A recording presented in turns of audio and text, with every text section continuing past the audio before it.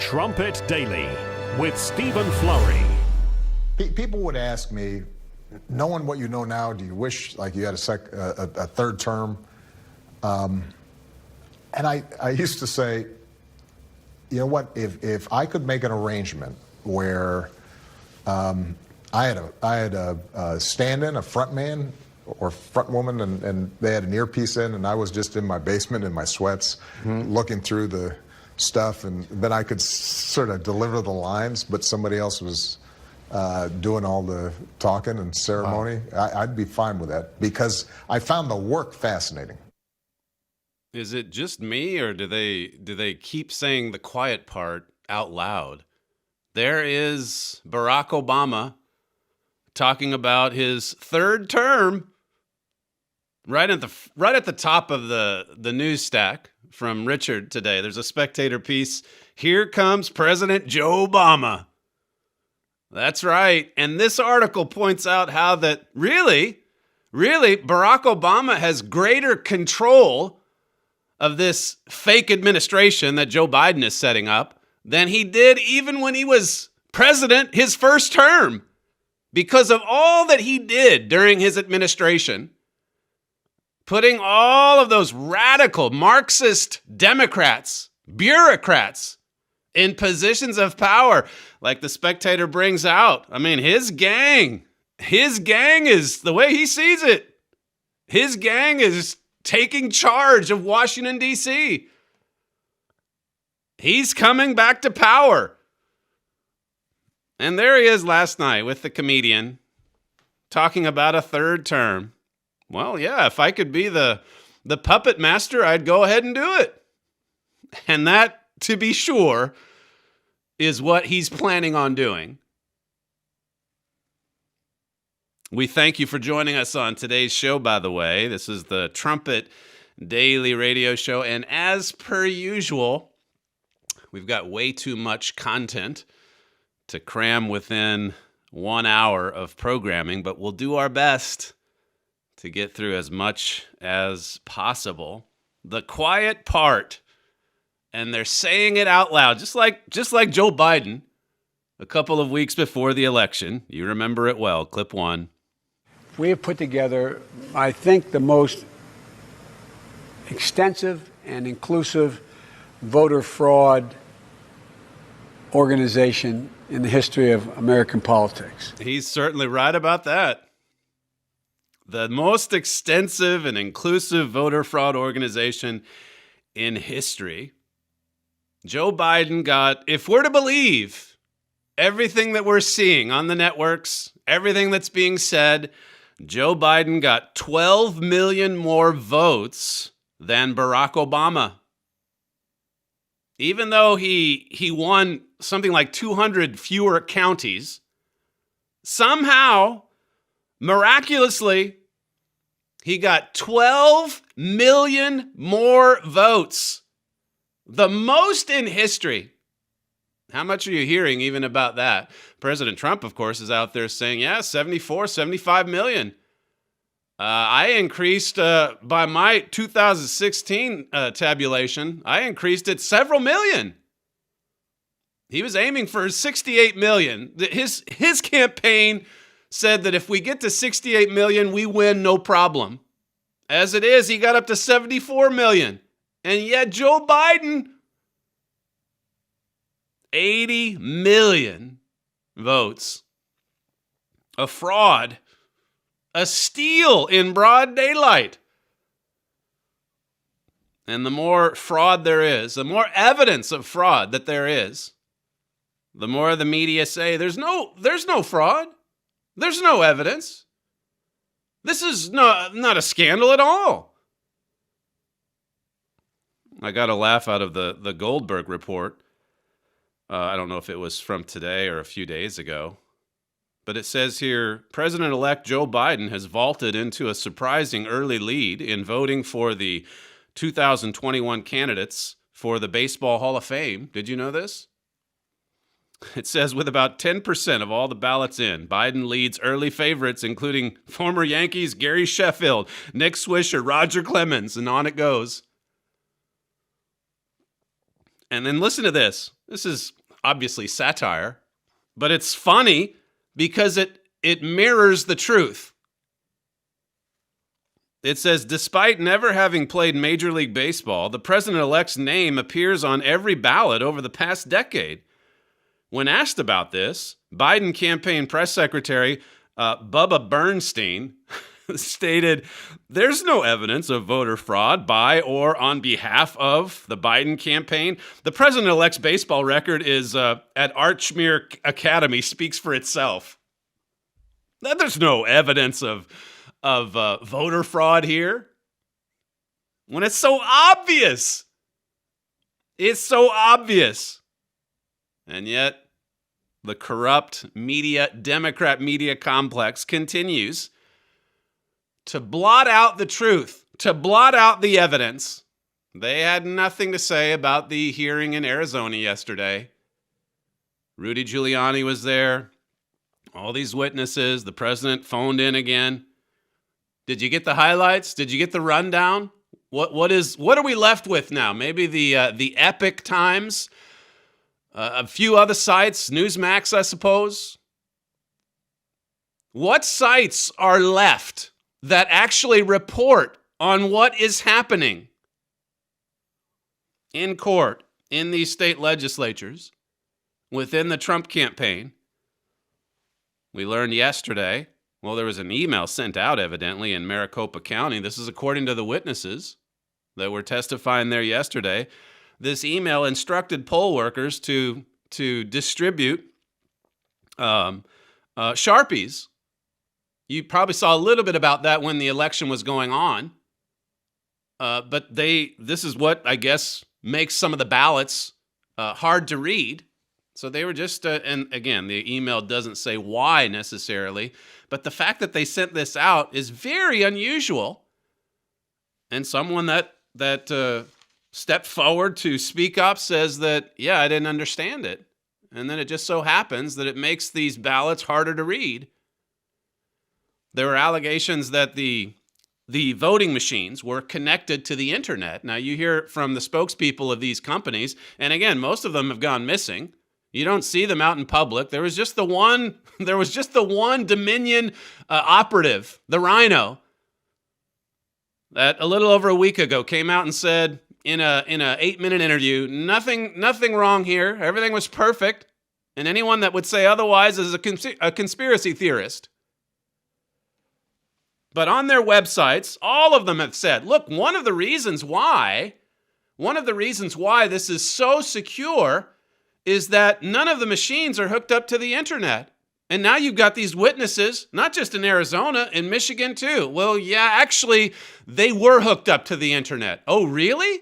And you would think the president would be, you would think the president is interested. You would think the press would begin to ask a few questions, just like they did before this election. All the reports in 2019, 2018, certainly in the lead up to this election even, about just how vulnerable we are to an attack because of this equipment, this technology that's hooked right up to the internet.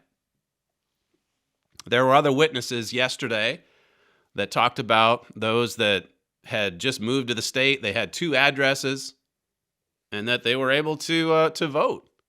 In Maricopa County, none of the mail-in ballots went through a signature verification process. So absolutely no protection against voter fraud for these mail-in ballots. They just came in from who knows where, and they counted them. Didn't according to a witness. Now, this was yesterday. Remember, the Democrat media complex, they want evidence, right? So here's a witness saying they weren't checked. There was no signature verification. And then you had all of the data analysts that have been crunching the numbers. Listen to this expert witness. This was a witness put forward by Rudy Giuliani. You can hear him asking a question or two. And listen to what he said about just how obvious the fraud is here. Clip 16.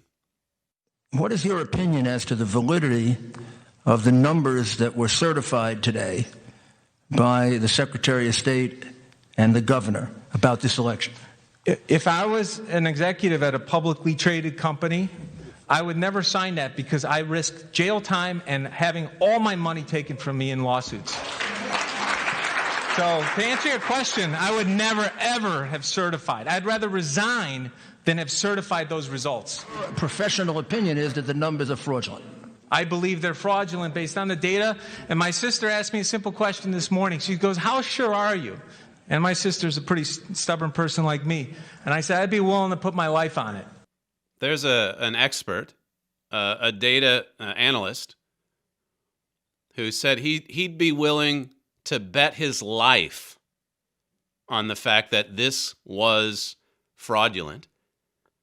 And these are people analyzing the data that's just out there and in the public domain. We can't even yet get into the inside of the process. They're trying to in Georgia.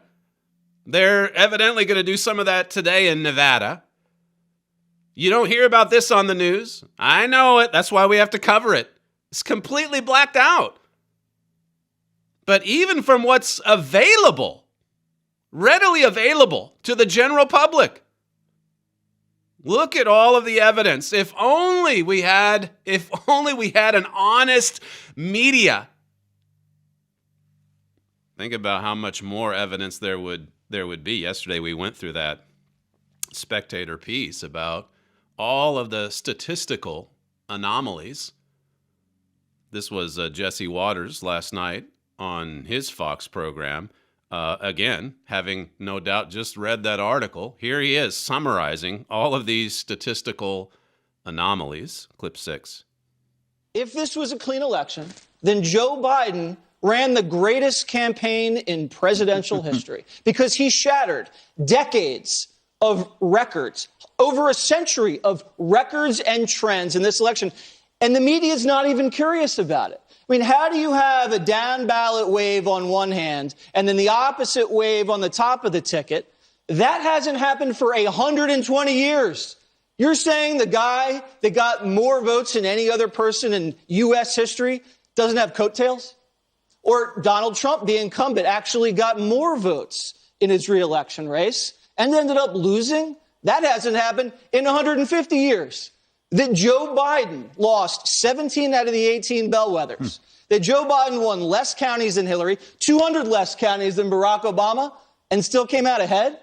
That Joe Biden lost Florida, lost Ohio, and still won the election. That hasn't happened since 1960, when JFK, some home cooking in Chicago. Or he underperformed Hillary in every major metropolitan area except Philadelphia, Milwaukee, Detroit, and Atlanta. Or the fact that Donald Trump won more of a percentage of minority voters for Republicans since 1960, won 95% of Republican voters, won the middle class, yet still lost. I mean, why isn't the media saying, Joe, what's your secret? Maybe Biden should be in the Baseball Hall of Fame.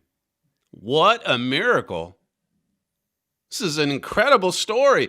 And he makes a good point there saying, why aren't the media, at the very least, why aren't they talking about the incredible, record-shattering performance of Joe Biden?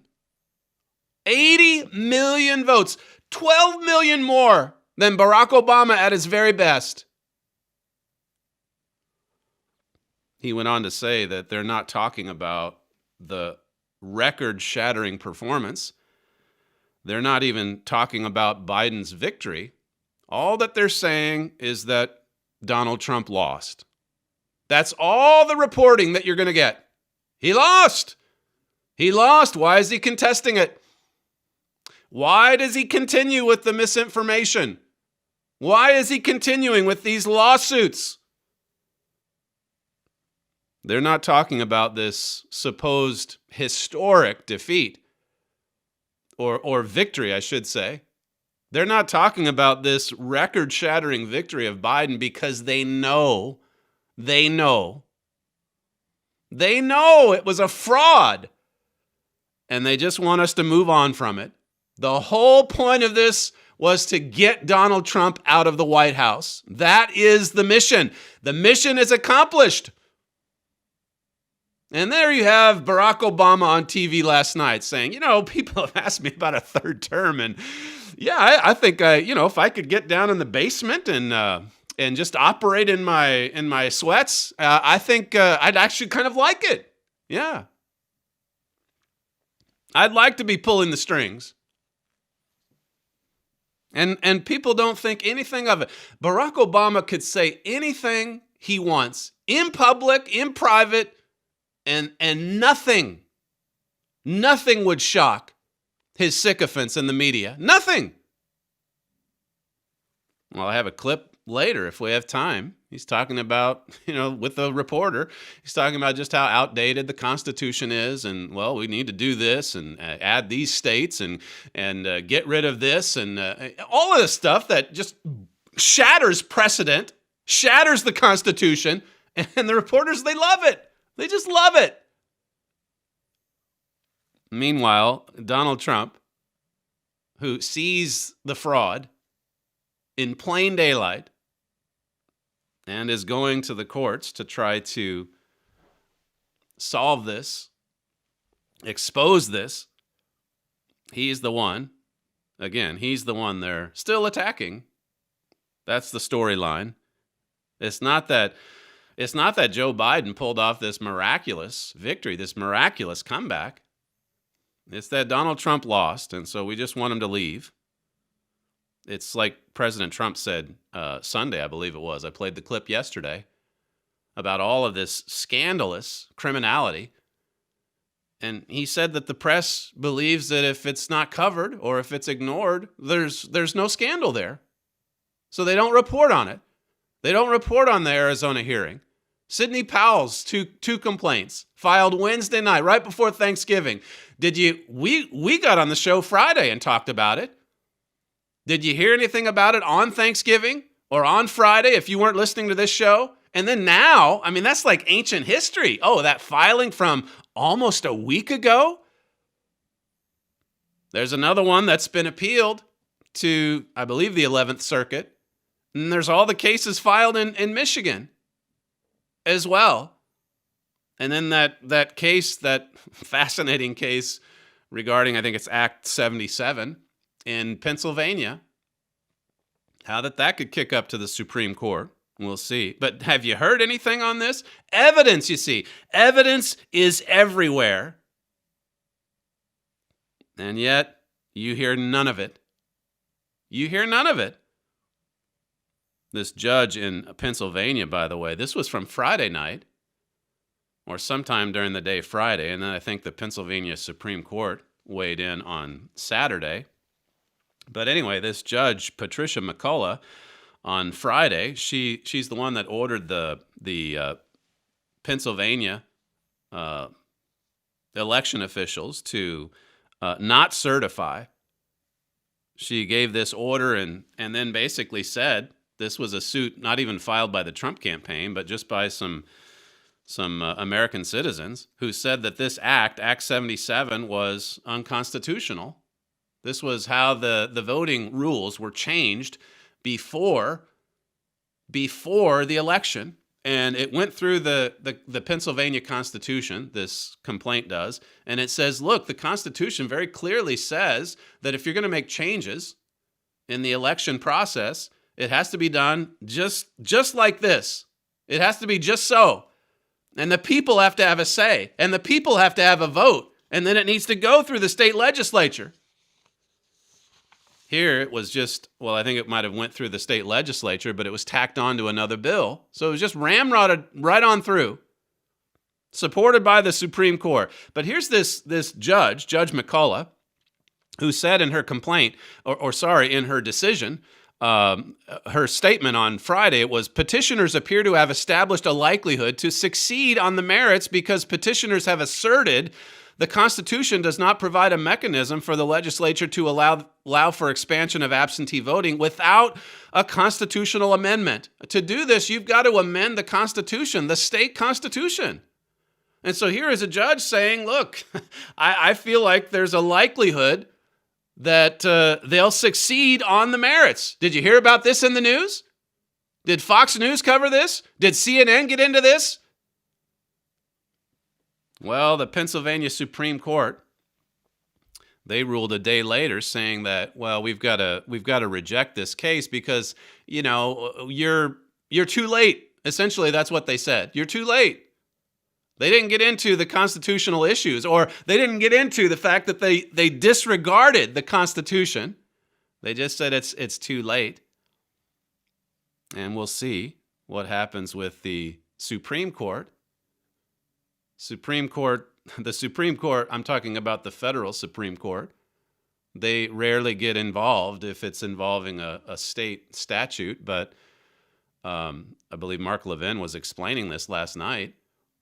If that statute impacts the entire nation, well, there is precedent with the 2000 election fiasco with Bush versus Gore.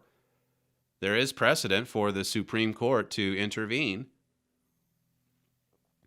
My father made a powerful point last night in his trumpet brief, talking about, now we've said a lot about God swinging things in favor of Donald Trump in the Supreme Court at the very highest level.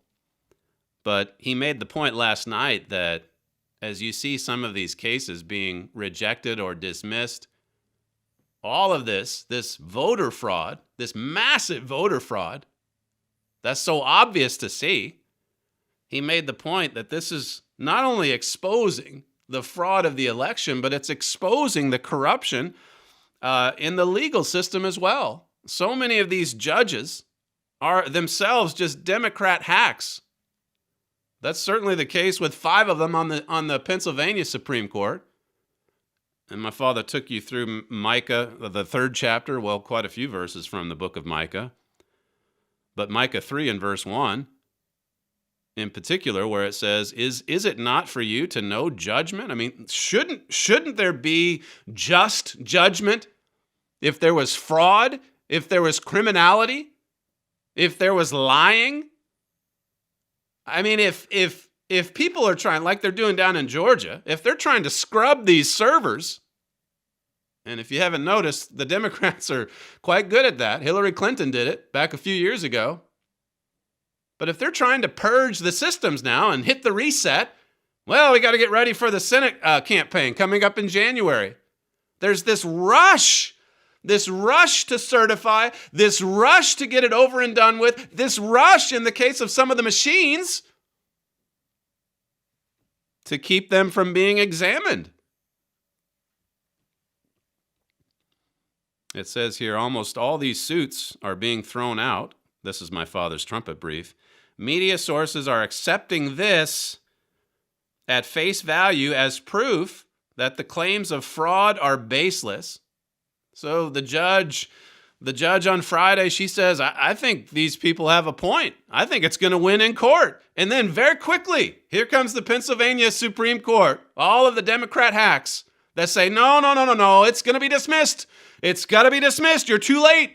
We can't address your concerns about the Constitution. You should have gotten into this before the election, which of course was before the harm was done. Now the harm is obvious, and here you have these powerful judges. They've got some authority, some of them, and they're basically deciding what's fraud, what's not fraud, who gets a voice, who doesn't get a voice, what should be in court, what shouldn't be in court. And then the media, like my father says, they look at a case being dismissed and think, well, then there's certainly nothing to it. There's no evidence.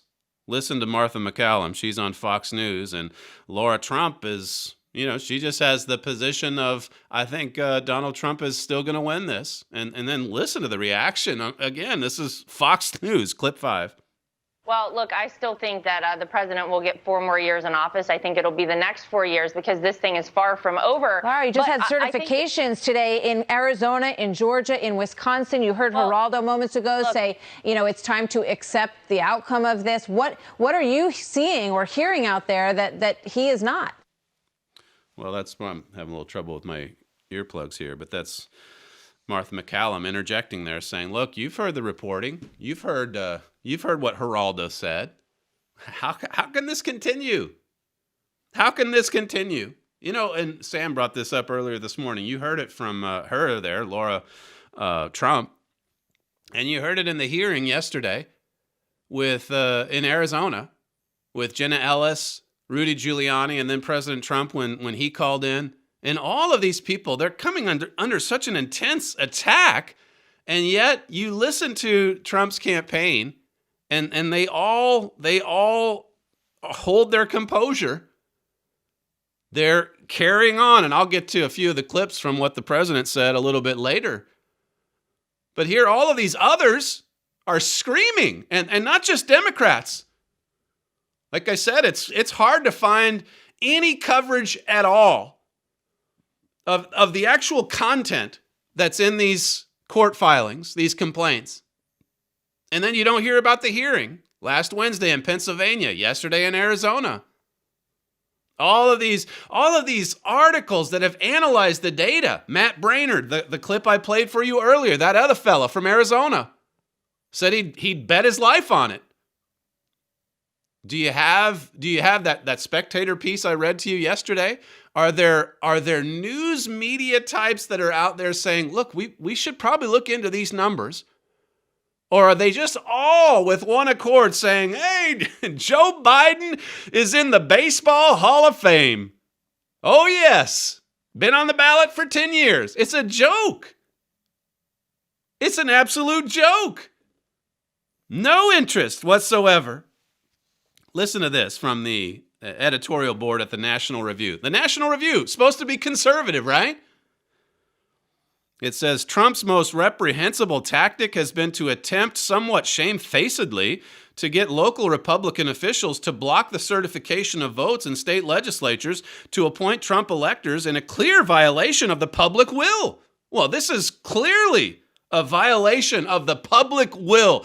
Again, do they talk about the Constitution?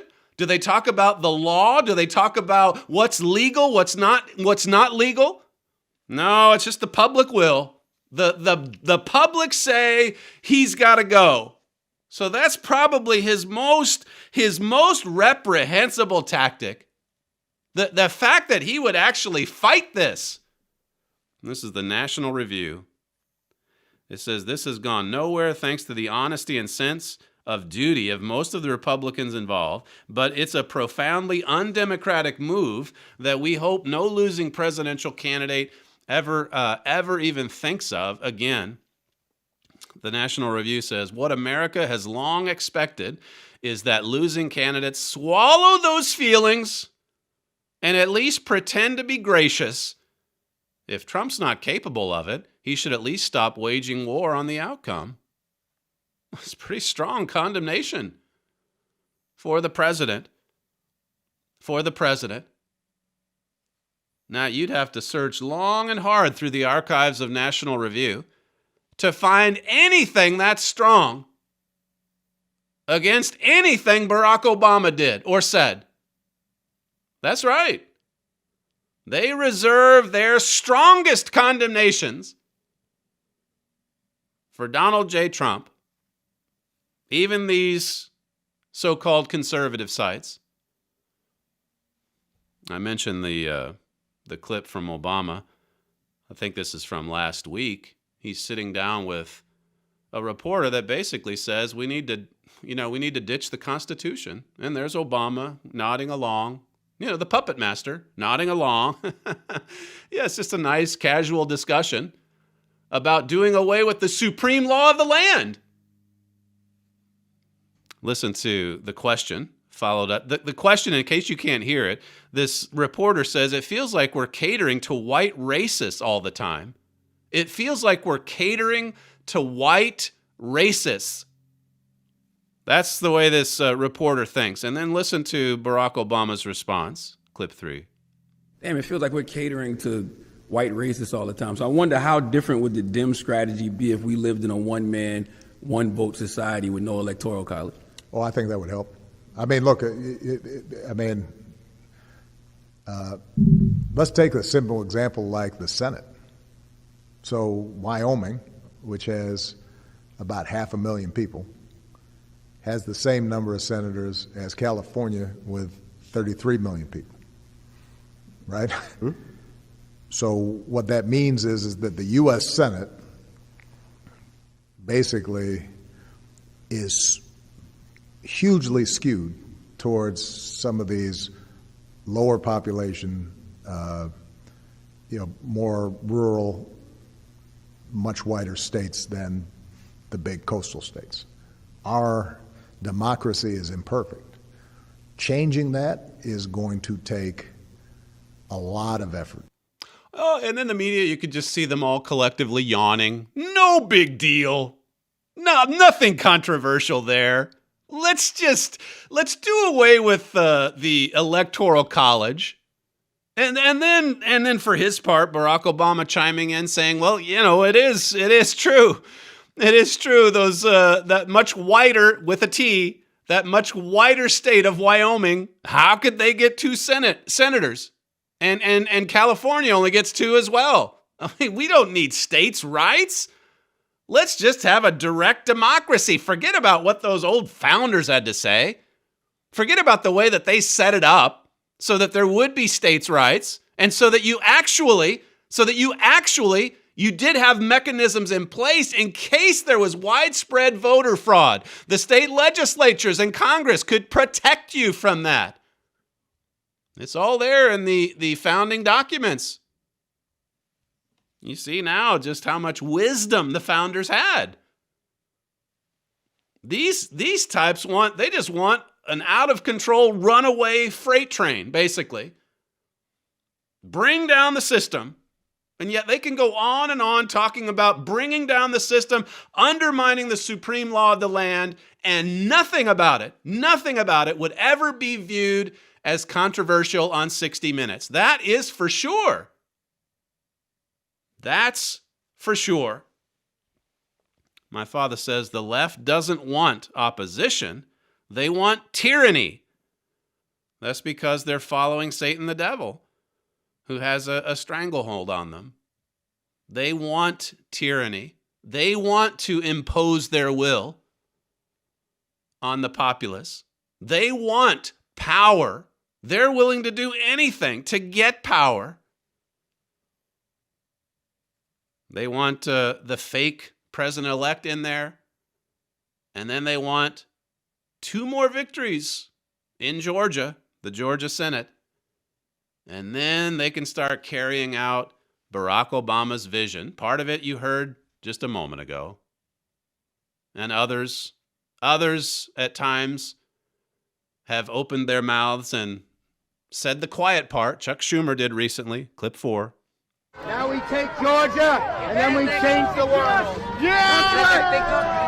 I'm sorry, can you repeat that, Mr. Schumer? Now we take Georgia, and then we change America. Fundamental transformation. We just take Georgia after the fake presidency gets in. Then we win those 2 seats. We've got a 50-50. Kamala's got the deciding vote. Then we can change America. I told you last week on one of the shows to keep an eye on Georgia. And the reason that's important is because what happened, we know a little bit more about what went on election night, the shenanigans, all the nefarious activity. We know a little bit more about what went on there, and it's as you've seen, or as we've explained, it's a very similar strategy to what played out in all of these crucial swing states. And now, as I say, you've got these people that are trying to reset the Dominion machines before they can be scrutinized. This is from Fox News. Yesterday, it says a district judge on Sunday night blocked 3 Georgia counties from altering or erasing data on Dominion voting machines after Republican nominees to the Electoral College filed an emergency motion. Judge Timothy Batten Sr., his order applies to Dominion voting machines in 3 counties, which are clustered in the Atlanta metropolitan area. And there was some footage yesterday on Twitter showing this moving van coming up to some of the counting centers. And so naturally people are concerned. Ordinary citizens, they're tweeting these things out saying, what's going on? What equipment are they moving? But to even ask a question, well, you're just a conspiracy theorist. Just a conspiracy theorist. The Washington Examiner, this is also from yesterday. It says Georgia elections chief blames technician for Dominion server crash in Fulton County. I told you about this yesterday, the electronic recount that's going on. And they have a big server crash. And then you have people again saying, what is going on? Why are we continually hearing things about, computer breakdowns or flash drives that go missing or servers that get reset or moved? Sidney Powell says there was one confiscated. She said that on Lou Dobbs last night. This is clip 11. Scooch forward. And guess what happened yesterday while we were in the process of trying to get the state to respond for our request to the restraining order? Someone went down to the Fulton Center where the votes and Dominion machines were, claimed there was a software glitch and they had to replace the software, and it seems that they removed the server. That's Sidney Powell on Lou Dobbs last night. Now, this is from the Washington Examiner. It says a top election official in Georgia blamed a Dominion voting system server crash on a technician who didn't follow instructions. It says there were no Dominion issues in Fulton County. There was a Dominion server that crashed because Fulton County literally ignored the basic instructions and the instructions of the vendor on this one, the directions of the vendor. This is a spokesman or a representative for the Georgia Secretary of State's office, Raffensperger. And he's been the one that's out there basically saying everything's perfect here, nothing to worry about. Donald Trump lost. The spokesman, it says, according to him, Fulton County should have been using its central server for the state's presidential election recount, but instead chose to use the wrong server. So all these errors and mistakes. And yet we're told it was the most error-free, secure election in the history of the United States. It gives the rundown on that order from Judge Batten on Sunday. It says, on Sunday night, Batten ordered Kemp and Raffensperger to explain why they opposed the Trump campaign's request to inspect voting machines the president's team claims may have been rigged in favor of Biden. So this, according to the Washington Examiner, you have a judge saying, look, you've got a couple days here to answer the Trump team. And these are two Republicans, keep in mind, in name only, but nevertheless Republicans. And Donald Trump is saying, can we at least examine the equipment? No, can't do it. Can't do it. And then you see footage of the equipment being moved around. And you read stories of a server crashing. The two were given until Wednesday to file a response. The judge also ordered officials not to erase or alter any data pertaining to the election. Why would the judge have to give that order? And furthermore, why would anyone want to erase or alter these hard drives? Well, obviously, it's to hide something. Hide something. This is from the Associated Press. Sam found this. It's from October 27th. 2017. It also pertains to Georgia. This is, of course, long before the election from this past November. But it says here, a computer server crucial to the lawsuit against Georgia election officials was quietly wiped clean by its custodians just after the suit was filed. The Associated Press has learned. I'm not familiar with the lawsuits here, but the key point is that this kind of thing does happen from time to time. Hillary did it in 2016. And the FBI said, well, that's okay. I guess there was nothing incriminating on it. I mean, maybe she was just kind of venting, taking that hammer to the servers and the Blackberries and the phones and such, destroying all this evidence, trying to blot it out. Trying to blot out the truth. It says the server's data was destroyed July 7th by technicians at the Center of Elections Systems and Kennesaw State University. This is hilarious. Now, no problem with elections. Everything's just perfect. Everything's perfect. It says the Kennesaw Election Center answers to Georgia's Secretary of State, Brian Kemp. Yes, the same Brian Kemp who is now the governor. It says a Republican running for governor in 2018 and the suit's main defendant, his spokeswoman, issued a statement Thursday saying his office had neither involvement nor advanced warning of the decision. It blamed the ultimate ineptitude at the Kennesaw State Election Center. So they're both blaming each other. But here he says, look, this election center, ultimate ineptitude. This was back when he was the state secretary. Now he's the governor. And then he's got Raffensperger as his state secretary. And both of them, nope, can't examine anything.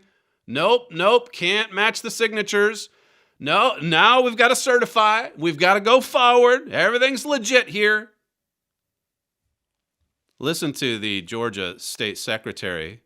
This was from yesterday, Brad Raffensperger, what he said about this vote. Clip 7.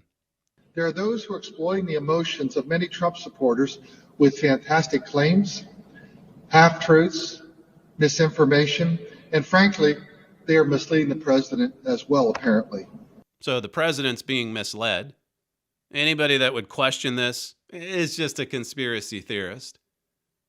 And then for the major media, for its part, well, they've got to trot out the guy that was at the DHS that 9 days after the election said, most secure in history. He's now a hero.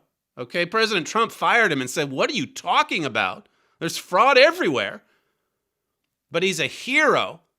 And he's on 60 Minutes. And listen to this exchange from Sunday, clip 20. Christopher Krebs told us it's ironic that the disruption and disinformation he feared from abroad came instead from Pennsylvania Avenue. The president says you're dead wrong about election security, and to him you say what? There is no foreign power that is flipping votes. There's no domestic actor flipping votes. I did it right. We did it right. This was a secure election. I did it right, he says. That's interesting. Again, going back to that directive from Jay Johnson, what he said as the Obama administration was on the way out, he wanted to try to set it up where there was more federal oversight. Obama previously had said how that's one of the most secure things about our elections is that they're decentralized. And this guy, he says, I did it right. He's taking the election, taking credit for it himself. Interesting statement. I did it right. Everything's fine. This was a secure election. Don't even ask a question. You remember the pipe burst on election night? That story about how that at the State Farm Arena, this is this massive, massive stadium, basically, in the Atlanta area. This is in Fulton County. And right as the polls were closing, the media told us, there was this pipe burst and all of the counters and the poll watchers were told to go home. And then, of course, there's witnesses now that said, we went home, but we noticed that there were a few that continued right on, working the machines. This is from Sidney Powell's complaint filed last Wednesday. Now listen to this, because nobody in the media is going to go find this and put it together or even revisit it. It says here, plaintiffs have learned that the representation about a water leak affecting the room where absentee ballots were counted was not true.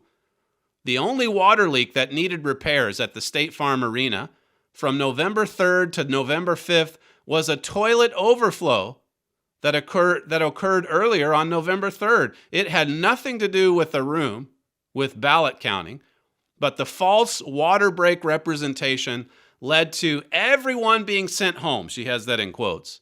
Nonetheless, first 6 people Then 3 people stayed until 1:05 a.m. working on the computers. So we were lied to, right? And if you were watching a lot of the election coverage, you heard it over and over again. Here's a montage from Fox News. This is election night, November 3rd, November 4th, on the results coming out of Georgia. Clip 8. Before you go to North Carolina from Georgia, apparently at the State Farm Arena, they were delayed 4 hours because of a water pipe burst in that room. And they don't expect, as you say, Bill, that Fulton County will come in for quite some time. That's home to a tenth of the voters in Georgia in that. Keep an eye on that. Fulton County, checked this a moment ago. Really, the numbers haven't moved. Martha, what did you say? There was a water main break there? Yeah, that paused everything tonight. If that's the obstruction here, we've got a lot of votes still to be counted down there. Georgia obviously still in play. We may not have the results now from Fulton County as a result of the water main break for a couple of days, according to election officials there. Getting word from DeKalb County elections, due to technology limitations, the precincts accidentally reported 0 of 191 until all precincts were uploaded and tabulated. We're working diligently to compile all votes and will continue the effort of processing absentee ballots at 11 a.m. Wednesday, November 4th. Here's the catch now. In Georgia, you got 6% of the vote out, all right? I mean, it's surmountable. You know, you got 5 million votes cast here. Why can't you call it? There's a suggestion here that between Fulton County and DeKalb, Fulton County's Atlanta, east is DeKalb, there could be upwards of 200,000 votes still outstanding. They're given hesitation as to make a final call here on Georgia. Maybe that changes to tonight. Maybe it takes 11 a.m. tomorrow morning to make a final call on that. Now, if you had an honest media that actually got to paragraph 118 in Sidney Powell's complaint, there's witnesses that saw 6 people, then 3 people working the machines, even as everyone was told to go home because of a water main break. A water main break. And now we know it was just a toilet overflow at this stadium. One little bathroom, one little toilet. If you had an honest media, what would they be doing? All of them said it. They all repeated it. Where are the reporters saying, we were lied to? Why? Why were we lied to? What was going on? Why did you send those counters home? Why did the counting continue? When everyone wasn't supposed to come back until when? Well, you heard it there, 11 a.m. The counting continued. That's when they added all of the fraudulent ballots. Rudy Giuliani brought this out yesterday at the Arizona hearing, clip 9. The key fraud is the mail-in ballot. That was the backup in case they fell too far behind. That's why they cut off the vote at midnight, 1 o'clock, when President Trump was getting too far ahead. So they cut off the vote. He was getting up to 800,000 in Pennsylvania, 300,000 in Michigan. He was even further ahead in Wisconsin. They cut off the vote. They turned things off. They chased everybody out. And then they started bringing in false ballots. They cut off the vote. They chased everyone out. And then the few that were all in on the fraud, they brought in the false ballots. I just want to refer you again to a couple of articles my father wrote.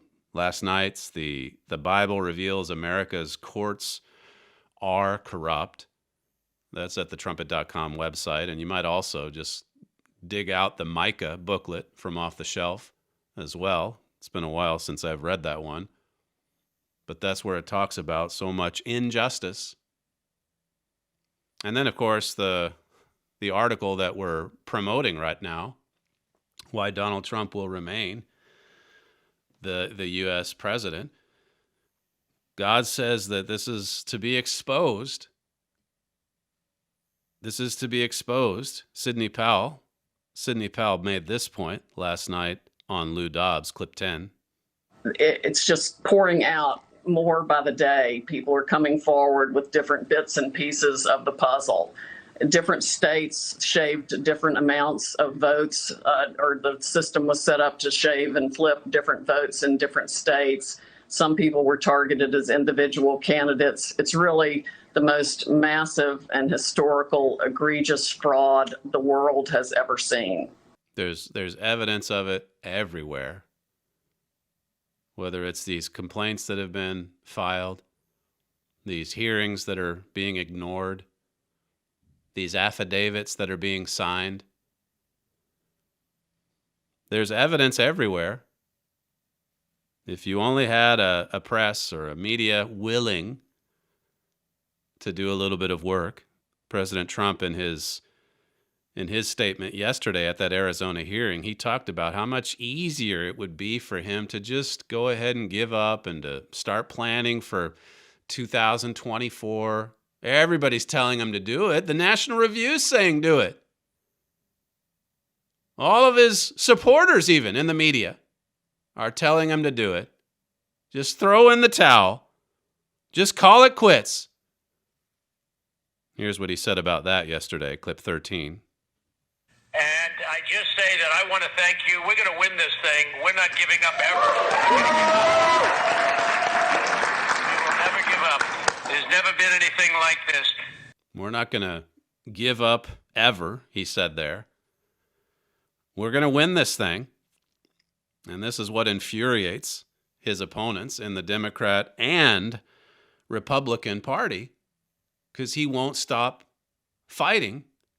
He won't stop fighting. There's a proverb that says, "For a just man falls 7 times and rises up again, but the wicked shall fall into mischief." He just keeps coming back.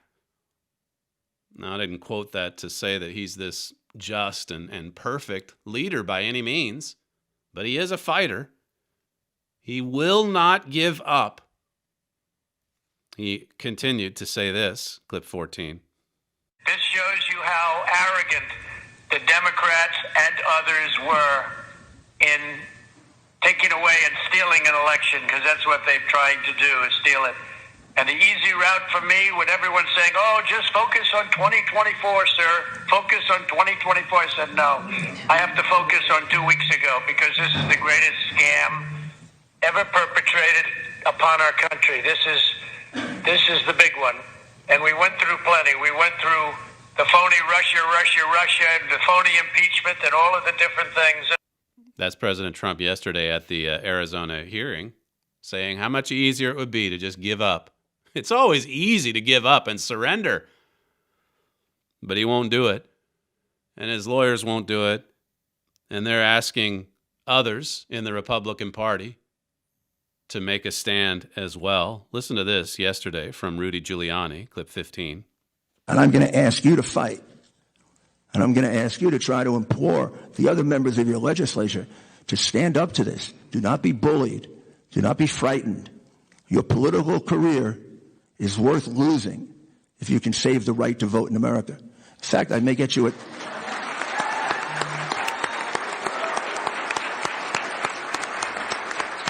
You can see there that even in the age of social distancing, there weren't that many people in the hall. But you can see that he has popular support for that sentiment.